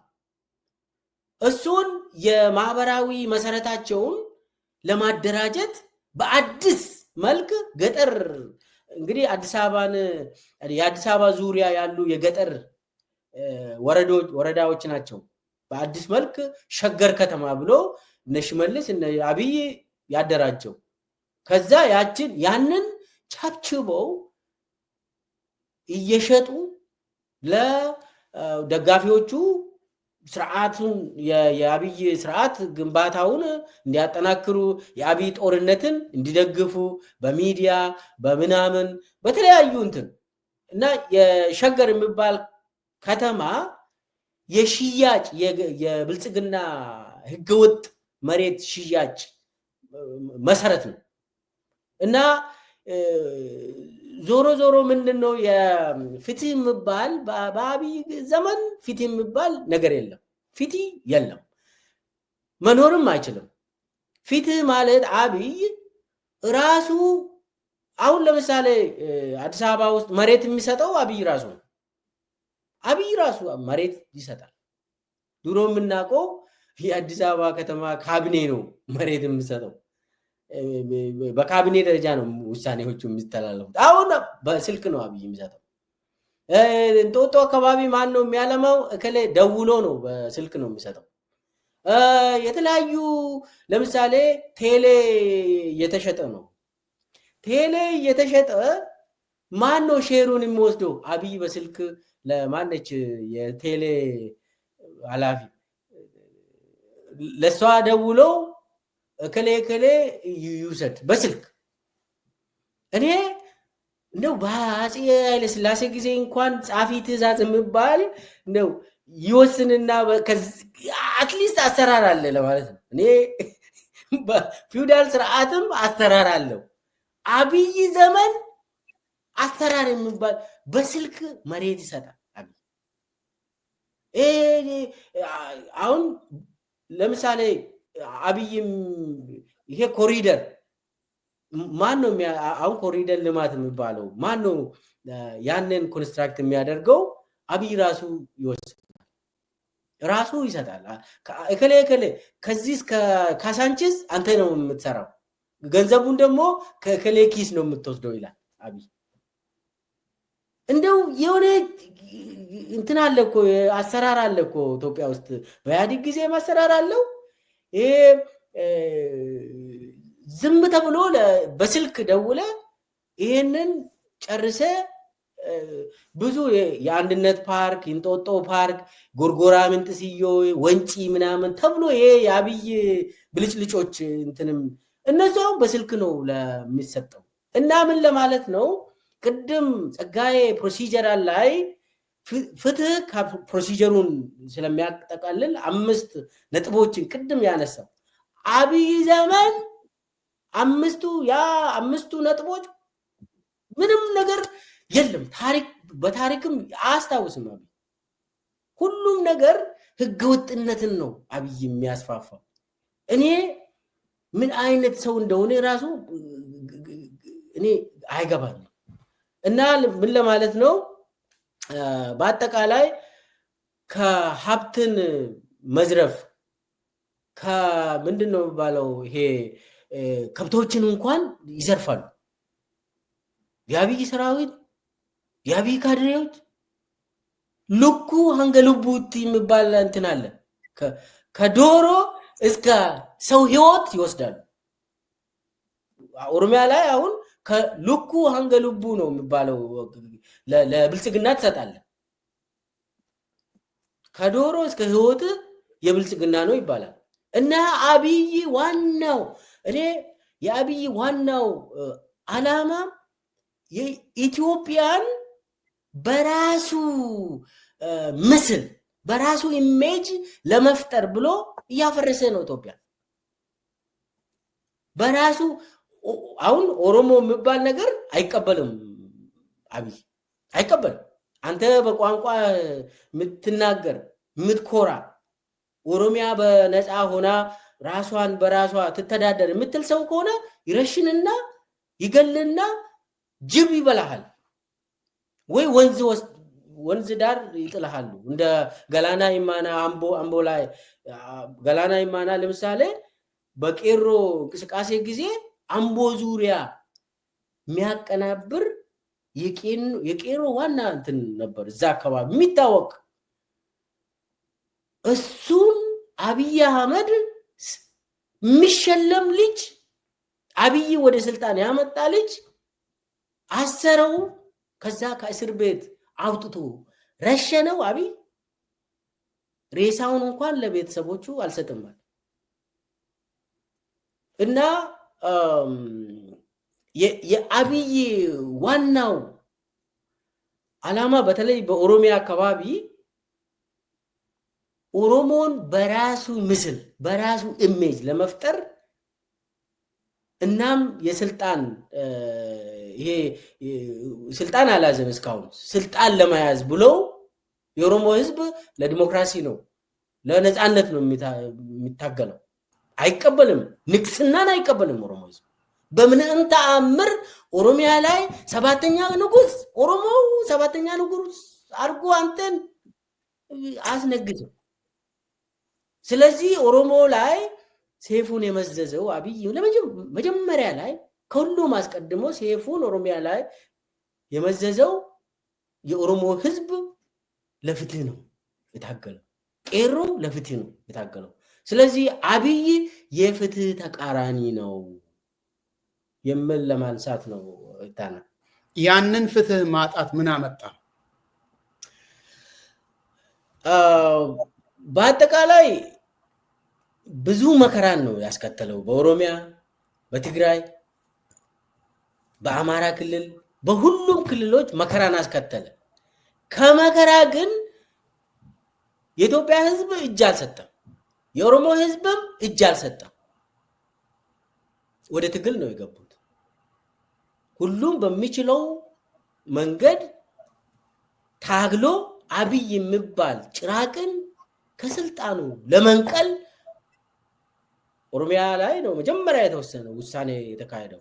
ትግራይ እጅ አልሰጥም ብሎ ነው ጦርነት፣ ያ ሁሉ ጦርነት ማአት ቅድም ያነሳችሁት የከሰተ እኮ ትግራይ ላይ መቅሰፍት የወረደው እኮ እጅ አንሰጥም ብልጽግናን አንቀበልም ስላሉ የአብይን ኢፍትሃዊ ኢዲሞክራሲያዊ ህገ መንግስታዊ አትሊስት ያችን ህገ መንግስት የማይቀበል ሰው ስለሆነ ያንን አንቀበልም ያሉት በሚሊዮኖች የሞቱበት ሁኔታ። ነገር ግን ህዝቡ ዝም ብሎ እጅ የሰጠበት የትኛውም ክልል አላየው።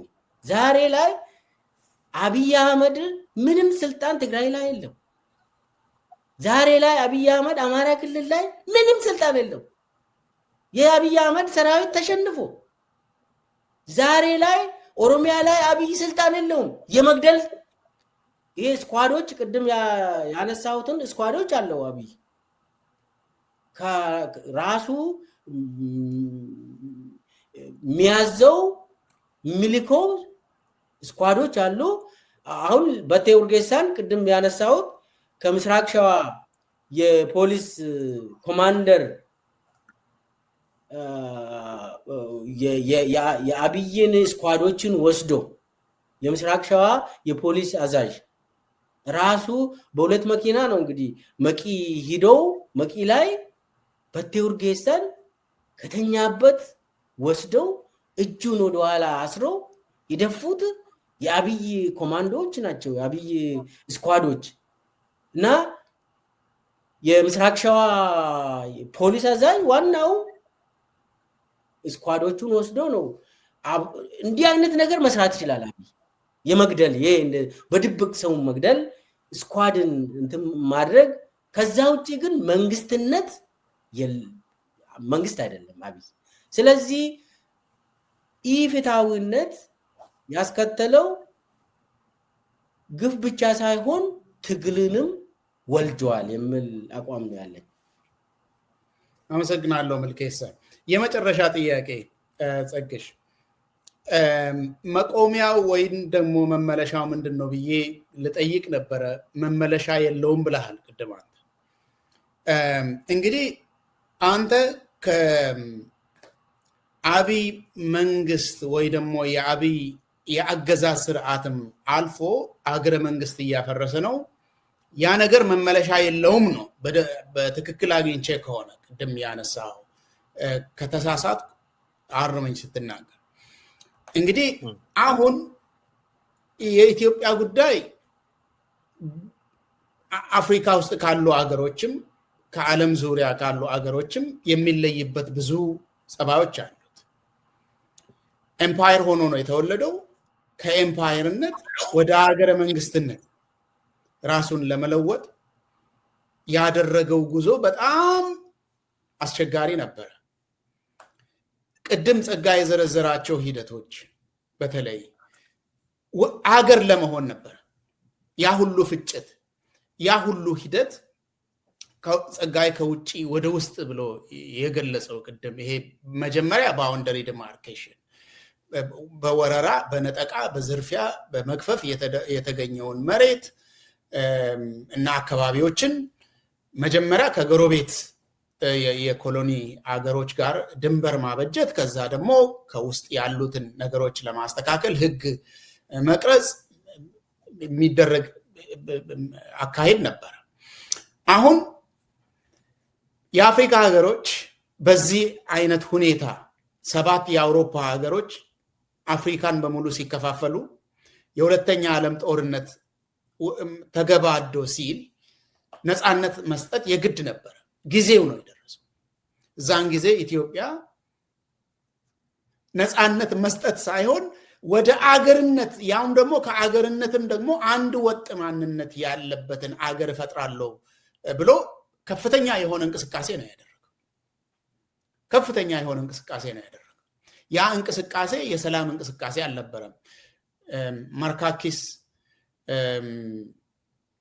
ዘ ላስት ፍሮንቲርስ በሚለው መጽሐፉ ላይ ይሄ እንደዚህ አይነት የጉልበት አካሄድ የአገሪቷን ታሪክ እያንዳንዱን ገጽ በደም አጨማለቀው የሚለው ነገር ማለት ነው።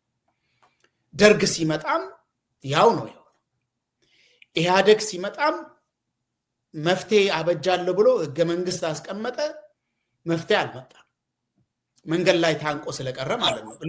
ለውጥ የለም ማለት አይደለም። ለውጦቹን ሂደቶቹ እንድናይ ማድረግ አይደለም፣ ግን እየተፈለገው መፍትሄ አልመጣም። አሁን ደግሞ የተካሄደው መንገድ ስለሚታወቅ፣ ያ በደም የጨቀየው መንገድ ስለሚታወቅ፣ የፍትህ ጦቱ መንገድ ስለሚታወቅ ኢህአዴግ በህግ መዋቅር ክልሎችን በመፍጠር ሪኮግኒሽን በመስጠት የተበደሉትን አዎ ተበድላቸዋል ብሎ እውቅና በመስጠት የጀመረውን መንገድ ከዛ ወደፊት ይሄዳል ተብሎ ሲጀመር ጭራሽ ወደኋላ እንደ 100 ሜትር ሩጫ ነው ሰውዬ ወደኋላ እየመለሰ ያለው። ይሄ ነገር በትግራይ ምን እንደወለደ አይተናል። በኦሮሚያ ምን እንደወለደ አይተናል። በቤኒሻንጉል ጉሙዝ፣ በአማራ፣ አሁን ደግሞ ሶማሊ ደግሞ አሁን ቅርብ ጊዜ ኦብነግ እኔ ተመልሼ ጠመንጃዬን አንስቻለሁ እያለ ነው። ይሄን ሁሉ እያነሳው ያለሁት ጸጋይን አንድ ነገር ለመጠየቅ ነው። መመለሻ የለውም ያልከው ነገር መዳረሻው የት ነው?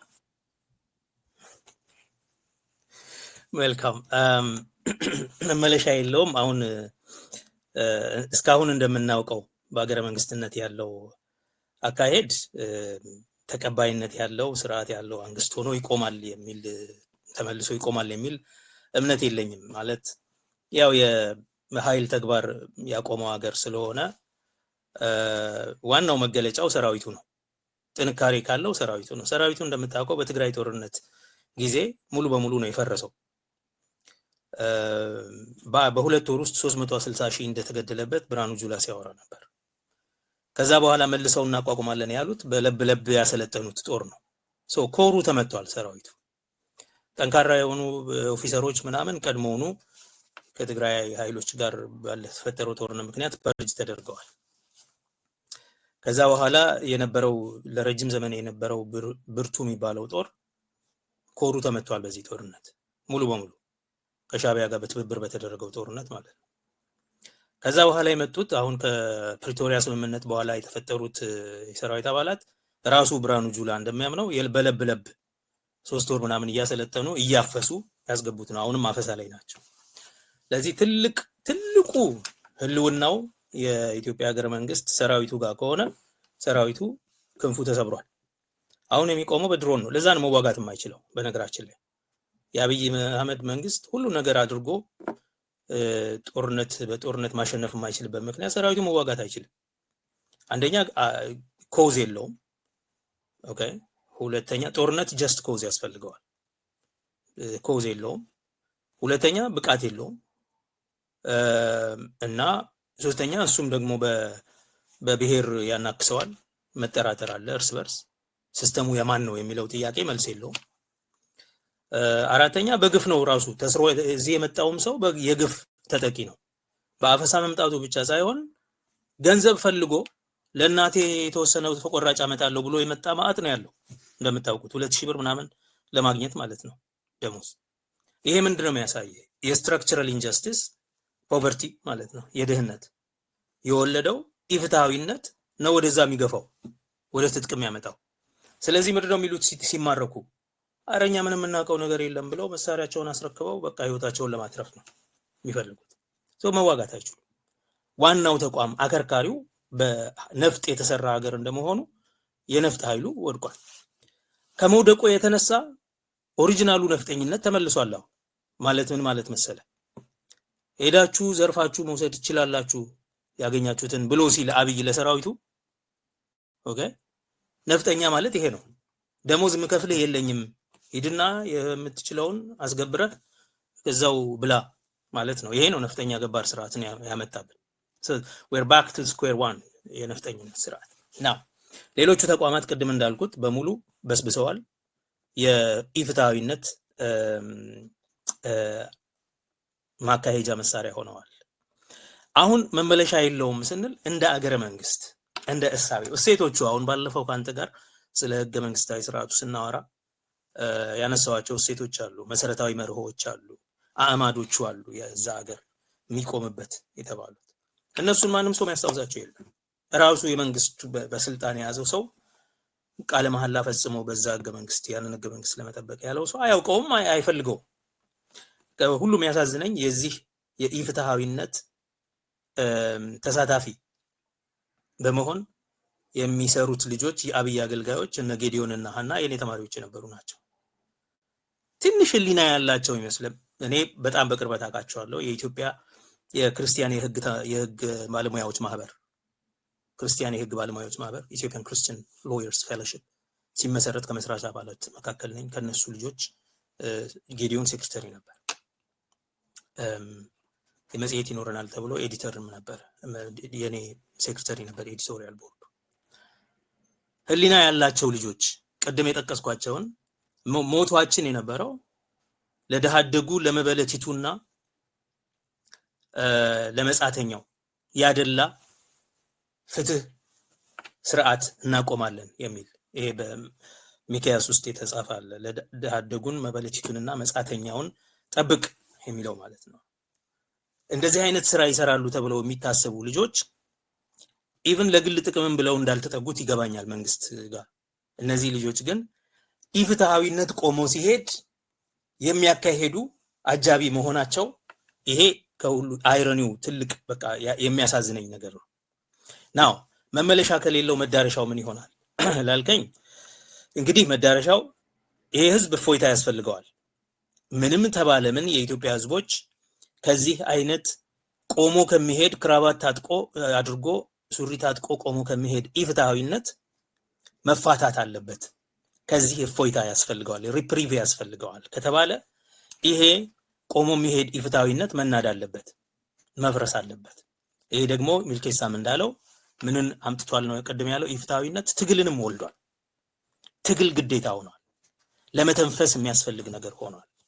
ስለዚህ በሁሉም አካባቢ የሚደረጉ ትግሎች በቅንጅት ተደርገው ይሄንን ኢፍትሃዊ ስርዓት ለአንዴና ለመጨረሻ ጊዜ መገላገል አለባቸው። ሪፕሪቭ ማለት ግልግል ማለት መገላገል ማለት ነው፣ እፎይታ ማለት ነው።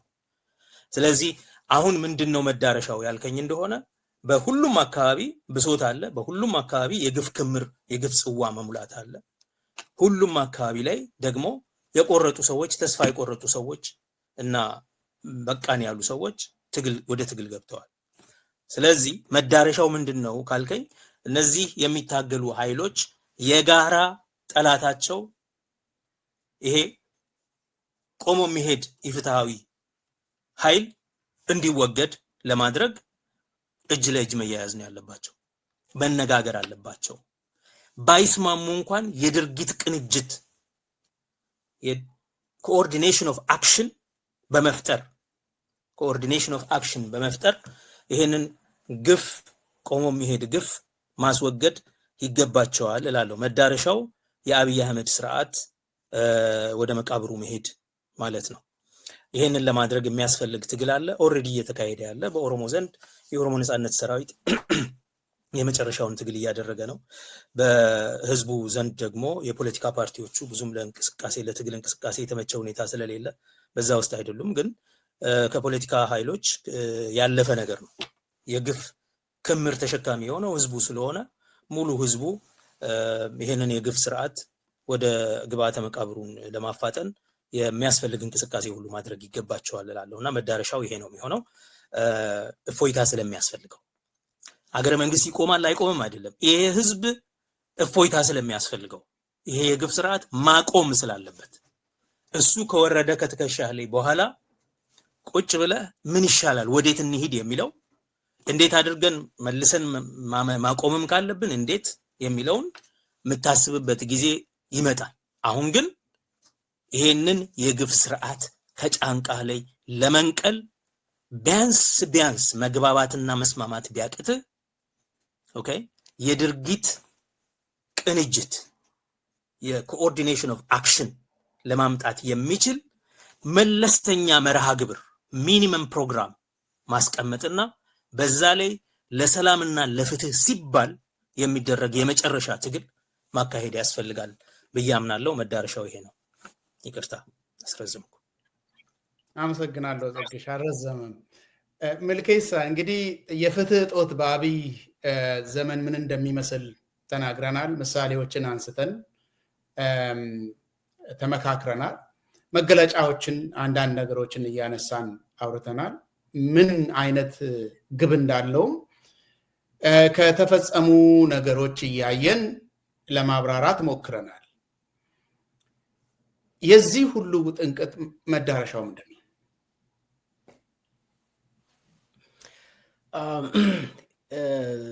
ጸጋዬ ያለውን ሙሉ በሙሉ እቀበላለሁ። እኔ እንደሚመስለኝ ሁሉም ሰው ለፍትህ ይታገላል፣ እየታገለም ነው። አንድ የሚያደርገን ማንም ፍትህን የማይፈልግ ክልል ያለ አይመስለኝም። ሁሉም ሰው ለፍትህ እየታገለ ነው። በአማራ ክልልም፣ በትግራይ ክልልም፣ በሶማሌም፣ በኦሮሚያም የፍትህ እጦት የአብይ ኢንጀስቲስ ሞልቶ ያለ አማራጭ አብይም መንቀል እንደሆነ ሁሉም ሰው በሀሳብ ደረጃ አይ ቲንክ ይመሳሰላል።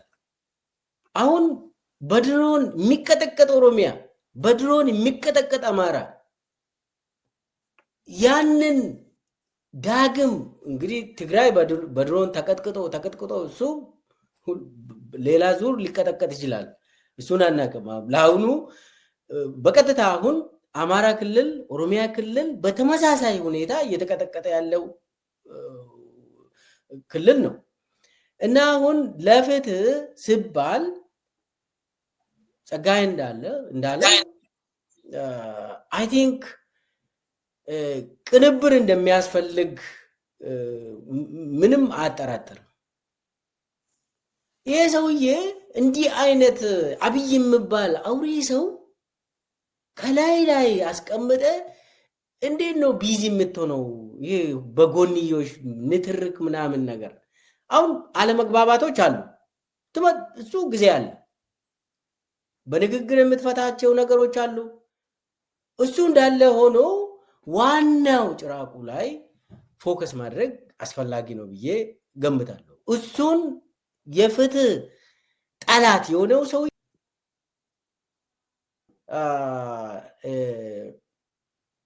ከመሰረቱ መፈንቀለ ፊት ያካሄደውን ሰውዬ ሙሉ በሙሉ እስከ መጨረሻው ሰውየውን ካላስወገድከው ምኑ ነው? ስለዚህ የኔ አመለካከት የአብይ ስርዓት የብልጽግና ስርዓት እንደገና ስርዓት ሆኖ ኢትዮጵያን ያስተዳድራል የሚል ግምት የለኝም። ኦሬዲ የተዳከመ ኦሬዲ የሞተ ስርዓት ነው፣ ድርጅት ነው። ሲጀመር ብልጽግና እንደ ፓርቲም አይደለም፣ እኔ እንደ እድር ነው ያየሁት። ስለዚህ በአጠቃላይ እኔ ለፊት እንደው እንቅስቃሴ የሚያደርጉ ቡድኖች፣ ግለሰቦች፣ ሰዎች፣ ህዝቦች በቅንጅት በትብብር ይሄንን ኢፍታዊ የሆነ ስርዓት ለአንዴና ለመጨረሻ መንቀል ላይ መተባበር ያስፈልጋል። ደግሞ ተዳክሟል አብይ።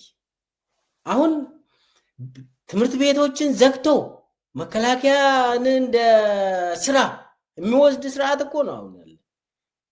ብርሃኑ ነጋ ትምህርት ቤቶችን ይዘጋል። ብርሃኑ ጁላ ደግሞ ማስታወቂያ አውጥተው መከላከያ ግቡ ይላል። ከዛም በአፈሳ ወደ መከላከያ እንደ ስራ እድል ወስደው እየሰሩበት ነው። ውጊያ፣ ጦርነት እንደ ስራ ይወስዳል አብይ።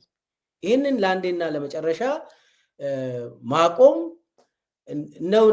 ብርሃኑ ነጋና አብይ የሚመሩት ስርዓት ለአንዴና ለመጨረሻ ገርስሰው እንደው ለህዝቦቹ ለብሔር ብሔረሰቦች ለራስ እድል በራስ የመወሰን መብቶች እስከሚጎናጸፉ ያው ትግልን ማካሄድ ነው። እስከ መጨረሻ ትግልን ማፋፋም ነው። ያንን ደግሞ ማቀናጀት ያስፈልጋል። ያለበለዚያ የአብይ ስርዓት ያው ግድያውን ይቀጥላል፣ ማፈናቀሉን ይቀጥላል፣ በድሮን ሰዎችን መጨፍጨፍ በአማራ ክልል ሰሞኑን እያደረገ ያለውን እናውቃለን።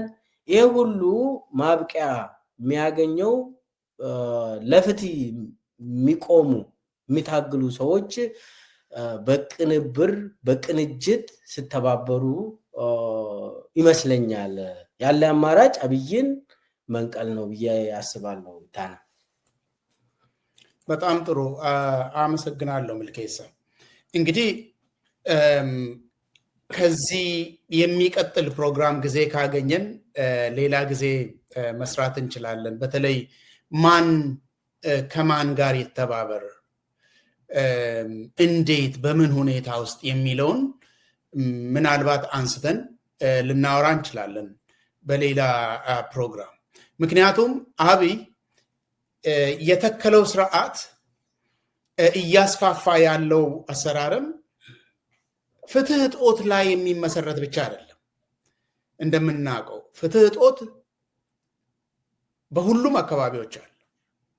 ነገር ግን ተወዳዳሪ የሆኑ ህልሞች እንዲጋጩ፣ የተጋጩ ተወዳዳሪ ህልሞች ልዩነታቸው እንዲሰፋ ግጭቶች ወደ ጦርነት እንዲያድጉ የጎንዮሽ ጦርነት እንዲፈጠር አንዱ ሌላው ላይ ተንኮል እንዲሰራ አንዱ ሌላውን እንዲመታ እየሰራ ነው እስከ ዛሬ ድረስ የደረሰው። ወደ ኋላ ተመልሰን 7ቱንም ዓመታት እያንዳንዱን ብንፈትሽ ሁሉም ጦርነቶች የተካሄዱት በዚህ መንገድ ነው። አንዳንድ የፖለቲካ ቡድኖች የመሰላቸው አካሄድ ነበረ። አብይ ይሄንን እስከ መጨረሻው ጥግ ሄዶ ተጠቅሞበታል። ተወዳዳሪ የሆኑ ነገሮችን አገሪቷ ውስጥ በታሪክ ሂደት የተፈጠሩ ልዩነቶችን ወደ ጦርነት እንዲያመሩ፣ ትናንሽ ግጭቶች ወደ ትላልቅ ግጭቶች እንዲያድጉ፣ ግጭቶች ደግሞ ትላልቅ ጦርነቶች እንዲሆኑ ሰርቶ የፖለቲካ ትርፍ አግኝቶበታል። እስከ ዛሬ ድረስ ወንበሩን አደርጅቶ እየተቀመጠበት ነው። አንተ እንዳልከው ገና ስላላረፈ ገና ስልጣን የማግኘቱ ነገር እሱ እርግጠኛ ስላልሆነ እስካሁን ድረስ እየሰራ ነው። ገና ቤተ መንግስትም እየሰራ ነው። ስለዚህ ከዚህ የሚቀጥል ፕሮግራም እንደሚኖረን ተስፋ እያረኩኝ የዛሬው ፕሮግራማችን እዚህ ላይ እንደሚያበቃ መናገር እፈልጋለሁ። አድማጮቻችንና ተመልካቾቻችን አብይ የፈጸመው መፈንቅለ ፍትህ በሚል በተለያዩ ክፍሎች ያቀረብነው ፕሮግራም እዚህ ላይ ያበቃል። ስለተከታተላችሁን እጅግ እናመሰግናለን።